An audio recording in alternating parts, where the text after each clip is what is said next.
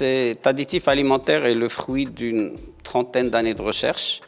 C'est-à-dire quand j'ai commencé en 88-89, l'objectif c'était de trouver une solution contre le phénomène de la résistance aux antibiotiques chez l'humain avant tout.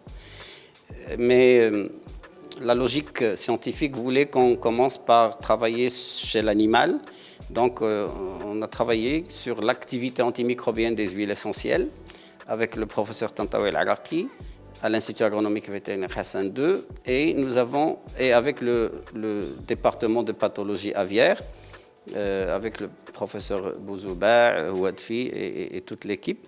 Et dans ce cadre, nous avons mis au point un additif alimentaire à base d'huile essentielle seulement qui remplace totalement les antibiotiques et les antiparasitaires qu'on donne à la volaille, en aviculture, comme promoteur de croissance. Suite à ça, d'autres éleveurs nous ont dit qu'il nous faut une solution pour les vaches, les moutons, c'est-à-dire les ruminants. Et c'est là que le NP-Rumen est venu.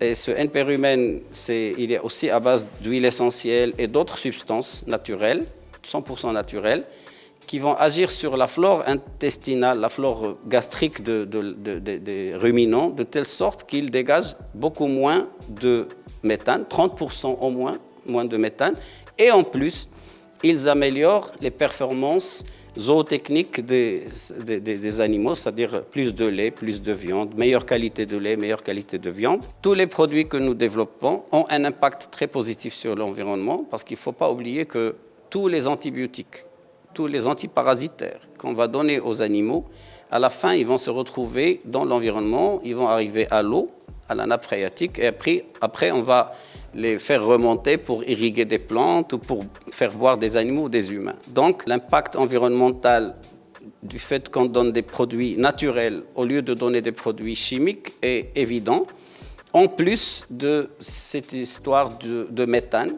parce qu'une vache laitière produit autant de gaz à effet de serre qu'une voiture qui roule 100 km par jour. Donc réduire ça de 30%, c'est pas mal. D'ailleurs, c'est ce que les chefs d'État qui se sont réunis à la COP26 ont décidé que d'ici 2030, on diminue la production de méthane de 30%. Donc nous, on a déjà cette solution.